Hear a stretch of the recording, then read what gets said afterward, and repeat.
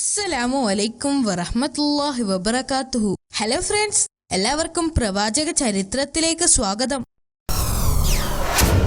പ്രവാചകൻ സക്രിയ അലൈഹിസ്ലാം മറിയം റളിയല്ലാഹു അൻഹയുടെ രക്ഷകനായി മാറുന്നത് നാം കണ്ടു. പ്രവാചകൻ ഇമ്രാന്റെ മകളാണ് മറിയം. മറിയം റളിയല്ലാഹു അൻഹ വളർന്നപ്പോൾ അള്ളാഹുവിന്റെ കടുത്ത ആരാധകയായി മാറി. രാവും പകലും അള്ളാഹുവിനെ സ്തുതിച്ചുകൊണ്ടിരുന്നു. ഒരു ദിവസം പതിവ് പോലെ തൻ്റെ മുറിയിൽ മറിയം റളിയല്ലാഹു അൻഹ പ്രാർത്ഥിക്കുകയായിരുന്നു. ഒരു മലക്ക് അവരുടെ മുൻപിൽ പ്രത്യക്ഷനായി. എന്നിട്ട് പറഞ്ഞു, ഞാൻ നിങ്ങളുടെ നാഥനിൽ നിന്നുള്ള ഒരു ദൂതനാണ്. നിങ്ങൾക്ക് ധർമ്മിഷ്ഠനായ ഒരു കുഞ്ഞിനെ നൽകാൻ അയക്കപ്പെട്ടവനാണ്. അവൻ പാപങ്ങളിൽ നിന്ന് വിശുദ്ധനായിരിക്കും. അപ്പോൾ അവർ വളരെ ശാന്തമായി അവരോട് ചോദിച്ചു, എന്നെ ഒരു പുരുഷൻ തൊടുക പോലും ചെയ്യാതെ എനിക്കെങ്ങനെ ഒരു മകനുണ്ടാവും? അത് അള്ളാഹുവിന് വളരെ എളുപ്പമാണ്. അള്ളാഹു ജനങ്ങൾക്ക് ഒരു ദൃഷ്ടാന്തമായിരിക്കാൻ വേണ്ടിയാണ് അവനെ സൃഷ്ടിക്കുന്നത്. മലക്ക് സന്ദർശിച്ചപ്പോൾ മുതൽ അവർക്ക് മാനസിക സമ്മർദ്ദവും ഉണ്ടായി. ദിവസങ്ങൾ കടന്നു പോകുന്തോറും അത് വർദ്ധിച്ചു വന്നു. ഒരു ഭർത്താവില്ലാതെ അവർക്കെങ്ങനെ ഒരു കുഞ്ഞിനെ പ്രസവിക്കാനാവും? മാസങ്ങൾ കഴിയും തോറും മാനസിക സമ്മർദ്ദം അധികകാലം താങ്ങാൻ അവർക്ക് കഴിഞ്ഞില്ല. അങ്ങനെ അവർ അവിടം ഉപേക്ഷിച്ച് പോകാൻ തീരുമാനിച്ചു. അങ്ങനെ അവർ ജനിച്ച നഗരമായ നസ്രത്തിലേക്ക് യാത്ര തിരിച്ചു. അവിടെ മറിയം റളിയല്ലാഹു അൻഹ ജനങ്ങളിൽ നിന്നകന്ന് ഒരു ചെറിയ കുടിലിൽ താമസിച്ചു.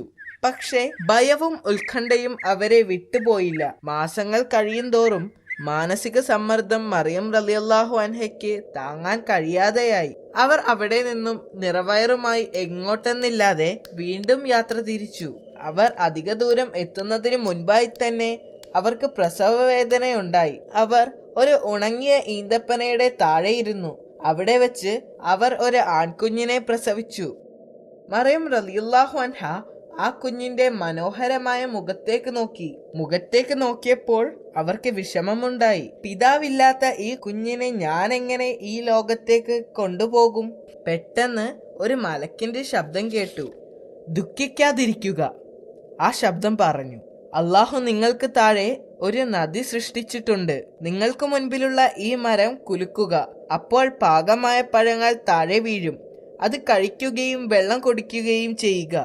അപ്പോൾ നിങ്ങൾക്ക് നഷ്ടപ്പെട്ട ശക്തി തിരിച്ചു കിട്ടും. അള്ളാഹുവിങ്കിൽ നിന്നുള്ള അനുഗ്രഹമാകുന്നു അത്.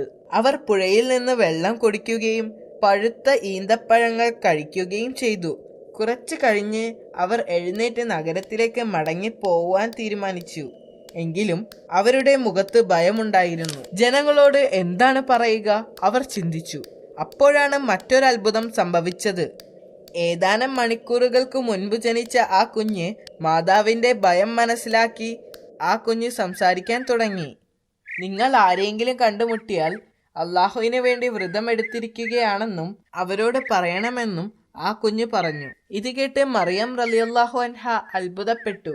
അതോടെ മറിയം റളിയല്ലാഹു അൻഹയ്ക്ക് ആശ്വാസം തോന്നുകയും അവർ നഗരത്തിലേക്ക് തിരിച്ചു പോവുകയും ചെയ്തു. അവർ പ്രതീക്ഷിച്ചതുപോലെ അവരുടെ കൈകളിൽ ഒരു കുഞ്ഞുമായി നഗരത്തിൽ എത്തിയപ്പോൾ ജനങ്ങൾ ജിജ്ഞാസയായി. അവർ അവരോട് ദേഷ്യപ്പെട്ടു. നിങ്ങൾ ഒരു വലിയ പാപം ചെയ്തിരിക്കുന്നു. ജനങ്ങൾ അവരെ ശാസിച്ചു. എന്നാൽ അവർ ശാന്തത പാലിച്ചു. അവരുടെ വിരൽ ചുണ്ടുകളിൽ വെച്ച് അവർക്ക് സംസാരിക്കാൻ കഴിയില്ലെന്ന് ആംഗ്യ ഭാഷയിലൂടെ കുഞ്ഞിനെ ചൂണ്ടിക്കൊണ്ട് പറഞ്ഞു. ജനങ്ങൾ രോഷാകുലരായി. ഞങ്ങൾ എങ്ങനെ ഈ കുഞ്ഞിനോട് സംസാരിക്കും? കുട്ടി സംസാരിക്കാൻ തുടങ്ങിയപ്പോൾ ജനങ്ങൾ അമ്പരന്നു. ഞാൻ ദൈവത്തിൻ്റെ അടിമയാണ്. അള്ളാഹു എനിക്ക് വേദഗ്രന്ഥം നൽകുകയും എന്നെ അവൻ പ്രവാചകനാക്കുകയും ചെയ്തിരിക്കുന്നു. കുഞ്ഞ് സംസാരിച്ചു കൊണ്ടിരുന്നപ്പോൾ ആളുകൾ ആശ്ചര്യത്തോടെ നോക്കിയിരുന്നു.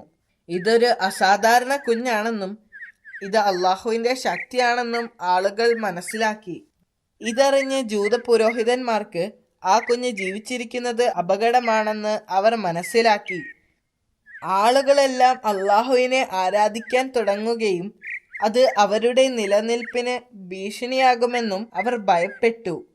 ഈസാ നബി വളരുന്നതിനനുസരിച്ച് അദ്ദേഹത്തിന്റെ പ്രവചന ശക്തിയും വളർന്നു.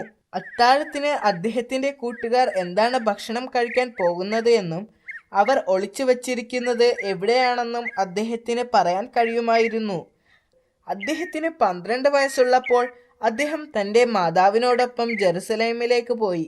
അവർ അവിടെ ഒരു പ്രാർത്ഥനാലയത്തിൽ എത്തിയപ്പോൾ മറിയം റളിയല്ലാഹു അൻഹയുടെ പിടിവിട്ട് ഈസാ നബി അവിടെ ചുറ്റിത്തിരിഞ്ഞു. അവിടെ കുറെ ആളുകൾ ഒരു പുരോഹിതന്റെ പ്രഭാഷണം കേൾക്കുകയായിരുന്നു. കുറച്ചു നേരം അവരുടെ പ്രഭാഷണം ശ്രദ്ധിച്ച ശേഷം അദ്ദേഹം എഴുന്നേറ്റ് നിന്ന് ചോദ്യങ്ങൾ ചോദിക്കുവാനും അഭിപ്രായങ്ങൾ പറയാനും തുടങ്ങി. പഠിപ്പിച്ചുകൊണ്ടിരുന്ന പുരോഹിതന് അദ്ദേഹത്തിന്റെ ചോദ്യങ്ങളിൽ അസ്വസ്ഥനായി. കാരണം അവർക്ക് അതിനുള്ള ഉത്തരം നൽകാനാവില്ലായിരുന്നു. അങ്ങനെ പ്രവാചകൻ ഈസാ അലൈഹിസ്സലാം വളർന്നു. ഒരു ദിവസം അവരുടെ പുണ്യദിനമായ സാബത്തിന്റെ ദിവസം, ആ ദിവസം പ്രാർത്ഥനയ്ക്ക് വേണ്ടിയുള്ളതായിരുന്നു. പ്രവാചകൻ മൂസ അലൈഹിസ്സലാം ശനിയാഴ്ച ദിവസങ്ങളിൽ പള്ളിയിൽ വന്ന് അള്ളാഹുവിനെ ആരാധിക്കുവാൻ നിർദ്ദേശിച്ചിരുന്നു. എന്നിരുന്നാലും സാബത്തിന്റെ പുറകെയുള്ള ഭക്തിയെല്ലാം ഇപ്പോൾ കുറെ നാളായി ഇല്ലായിരുന്നു. പുരോഹിതന്മാർ 100 കണക്കിന് കാര്യങ്ങൾ നിയമവിരുദ്ധമായി ചെയ്തിരുന്നു.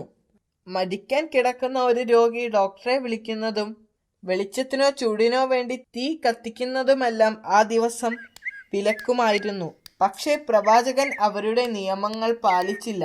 ഒരു ദിവസം അദ്ദേഹം പള്ളിയിലേക്ക് പോകുന്ന വഴി വിശക്കുന്ന ഒരു കുട്ടിക്ക് പഴങ്ങൾ പറിച്ചു കൊടുത്തു. ഇത് കണ്ട പുരോഹിതന്മാർ ദേഷ്യം കൊണ്ട് മുഖം ചുളിച്ചു.